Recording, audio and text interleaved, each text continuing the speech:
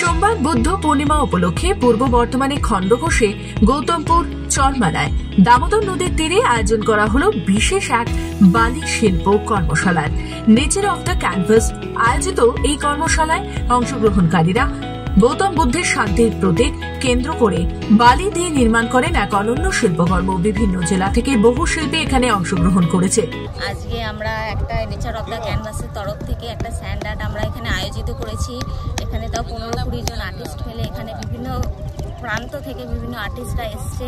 এখানে আমরা এক জায়গায় সমবেত হয়ে বুদ্ধদেবকে ডেডিকেট করে আমরা একটা আর্ট করছি, স্যান্ড আর্ট করছি।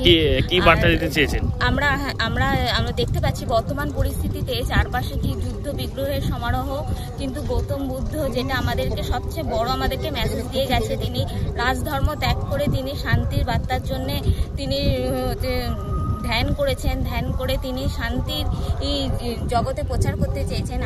বালুকা শিল্পী তথা নেচার অফ দ্য ক্যানভাসের ডিরেক্টর রঙ্গজিৎ রায় জানিয়েছেন, এই কর্মশালার মূল উদ্দেশ্য বর্তমান বৈশ্বিক সহিংসতা ও সংঘাতের প্রেক্ষাপটে নতুন প্রজন্মকে বুদ্ধের চিরন্তন অহিংসা ও শান্তির বাণী পৌঁছে দেওয়া।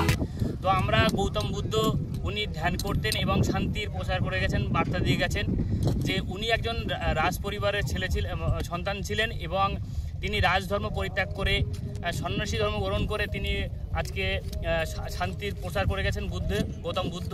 তো ওনার আজকে জন্মদিন, আজ বুদ্ধ পূর্ণিমা, ওই জন্য আমরা এখানে বেশ কিছু আর্টিস্ট আমরা চাইছি যে সমাজে শান্তি ফিরে আসুক, সেই বার্তা নিয়ে আমরা এই কাজটা করছি। লুম্বিনীতে 563 খ্রিস্টাব্দে জন্মগ্রহণকারী সিদ্ধার্থ গৌতম গয়ায় ধ্যানের মাধ্যমে জ্ঞান লাভ করে বুদ্ধ নামে পরিচিত হন তিনি। তার জীবনযাত্রা আজও অহিংসা, করুণা ও আত্মসংযমের প্রতিচ্ছবি হয়ে অনুপ্রেরণা যোগায়।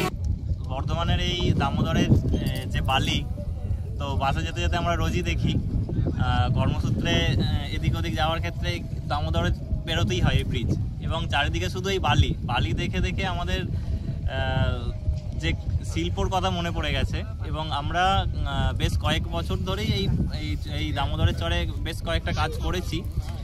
বিগত 2 বছর ধরে রঙ্গজিৎ কাজটাই প্রথম শুরু করেছে, আমরা তারপর থেকেই অনুপ্রাণিত হয়ে আমরা এই কাজকে ধরে রাখছি এবং আগিয়ে নিয়ে যাচ্ছি। তো আজকে বুদ্ধ পূর্ণিমার দিনে আমরা সকল বন্ধুরা এই ন্যারেটিভের এই নেচার অফ দ্য ক্যানভাসের সকল বন্ধুরা মিলিত হয়েছি। প্রায় আমরা 20 জনের মতন আছি। 2 দিন ধরে কাজ চলছে আমাদের এই কর্মশালা।